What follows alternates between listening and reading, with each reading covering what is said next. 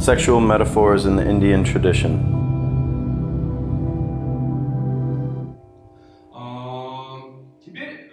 We talked a little bit about the sacralization of sex and desire. Now we can capture another layer of culture, namely sexual metaphors in the Indian tradition. We will see that Indian philosophy and Indian aesthetics are saturated with sexual metaphoring. Perhaps the most famous couple, and people who were in India immediately recognize these pictures, the relationship of Shiva Shakti. The fact is that in the Indian tradition there is a common story that Kali, in this case on the left side in the incarnation Chinnamasta, the goddess with her head cut off, is dancing on sleeping Shiva. Although it must be said that these pictures are already more modern, and they are also asexualized. Initially, of course, she did not dance on him. These are more adequate images. They rather had sex, but now in modern temples, it is more and more difficult to see the couple having sex even iconographically. Hindus all this are concealing, sketching, symbolizing, like this erected dick on the image of Pashupati. But what does this image symbolize? In fact, it symbolizes a certain relationship between Ishvara, the spirit, and Prakriti, the matter. It means between the inner observer of man, the inner contemplation, and the matter.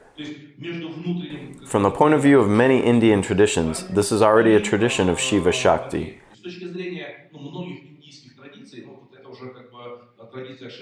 Late Tantrism of Shakti. The idea is that man's spirit, by its nature, has passive ordering character, whereas matter is actively destructive. But in the union of spirit and matter, it is born, more precisely of spirit and Prakriti. This primary force is born what we actually consider the visible world. But you can look at this metaphor as if from some other angle. And maybe in order to understand this metaphor deeper, you need to find its early incarnation. And the earliest incarnation that I managed to find was the Samkhyakarika, the text of the first centuries of our era, which is dedicated precisely to the theme of the liberation of the soul, the relationship between spirit and matter, between Purusha, the inner essence of man, and Pradhana, the surrounding matter.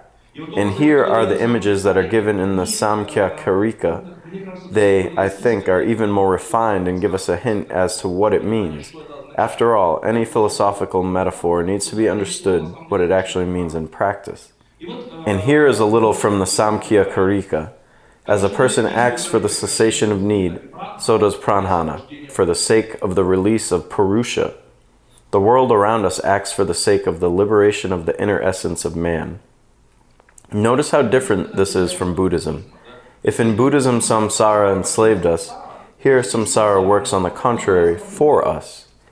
And then the metaphor, as the dance girl is whisking off, showing herself to the hall, so Prakriti is whisking off, barely opening itself in front of Purusha. Using various means to appease the ungrateful Purusha, she, the virtuous, him devoid of virtues. Here is a complex metaphor. The virtuous Gunava, possessing gunas, qualities, this is already philosophical. Him, devoid of guns, which has no inner qualities. But here is such a subtle play of Sanskrit words. She selflessly fulfills his purpose. There is nothing more refined, in my opinion, than Prakriti, which with the thought, they saw me, no longer appears. So essentially speaking, what is this text about? Purusha is a certain inner observer of a person, his deepest inner experience, the same Drashtar that we speak about in yoga. What is his correlation with the material world? He enjoys it. When a new thing appears, it first involves us in itself, and then we realize, well, this is, in general, just an illusion. It ceases to be actual for us. But our spirit, which has interacted with some kind of new emotional experience, with a new situation, in fact becomes enriched by something new. After all, why does a viewer come to the auditorium? To have fun, to get some experiences. And accordingly, why does a person come to this world, if you take this metaphor? In order to have fun, in order to get experiences. And this world has no other task than to give a man some new experience. And in order to summarize this thought, the Samkhyakarika writes, because no one really is enslaving, and neither is releasing nor reincarnating. Prakriti reincarnates, enslaves, and releases in its many supports. It means, in fact, the spirit does not suffer from what is happening. It enjoys what is happening, and everything that happens of positive or negative happens, in fact, only with the world around him. Great metaphor, but there are two aspects to this metaphor. One aspect, strictly speaking, is the experience itself, the context of this metaphor. Let's think about it. Who could write such a philosophical text? This is one of the fundamental philosophical texts of the Samkhya. A dry ascetic who sits somewhere on a stinky mat in a forest? Or an exquisite aristocrat who understands what theater is and understands how beautiful it is when a dance girl appeared or disappeared, etc. This is somehow obviously the second, and again this underlines how sensual the world is, in fact, of the classical Indian culture, in particular of the spiritual Indian culture. On the other hand, the aspect of the fact that the inner observer of man, Purusha, is not only a spectator, but also an enjoyer. And in this sense, in the Samkhyakarika, in the 17th, in my opinion, shloka, the spectator is called by the specific word bhoktr. The root of the word bhoktr comes from the root bhuch, which has at least 2 or even 3 meanings in Sanskrit: enjoy, eat, and sometimes guide. And in this case, the understanding that our inner observer is someone who enjoys this world, it seems to me that is established in this word. And here begins the focus with translations.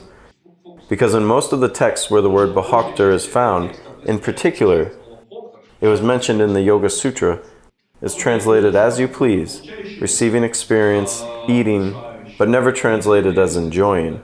Although the basic meaning of the word bhoktr is exactly the enjoyer, it means in fact the question of man's presence in the world is a matter of man's enjoyment in the world. The word bhoktr is the very first time mentioned in Indian culture in the Katha Upanishad. In the famous metaphor that feelings are horses, the body is a carriage, mind, manas, is a charioteer. But who is inside the carriage? The wise one calls him bhoktr, bhokta, who is the enjoyer. Why? Because what's the point of having a carriage if you don't ride it? That's the point, indeed. You are not driven in a prisoner transport van. And you have feelings, wheels, and everything you want. The Bhokta category is found in the Yoga Sutra. And that part of the Yoga Sutra, if you watch my speeches about the Yoga Sutra, then remember, I explain that the second chapter of the Yoga Sutra is borrowed in many ways just from the Samkhya. And there again, there is the category of Pradhana, which acts precisely in the name of liberation, etc. And what is interesting, there are not any complications.